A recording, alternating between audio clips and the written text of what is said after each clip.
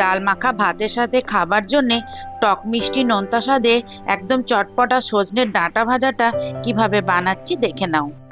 প্রথমে কড়াইয়ের মধ্যে জল গরম করে 500 গ্রাম সজনের ডাঁটা ভালোভাবে কেটে ধুয়ে পরিষ্কার করে নুন দিয়ে সেদ্ধ করে নিতে হবে। ভালোভাবে সেদ্ধ হয়ে গেলে একটা বাটিতে উঠিয়ে রেখে দিতে হবে। তারপর সেই কড়াইয়ে সাদা তেল গরম করে কালো জিরে হিং ফোড়ন দিয়ে ডাঁটা ভাজাগুলো দিয়ে নুন ও হলুদ দিয়ে একটু সামান্য ভেজে নিতে হবে।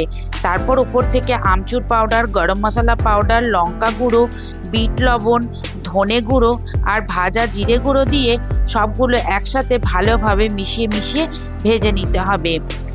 আমচুর পাউডার না থাকলে তোমরা চাট মশলা দিয়েও রান্নাটা করতে পারো, কিন্তু আমচুর আর বিট লবণ রান্নাটাই দিতেই হবে, তবে স্বাদটা ভালো হবে।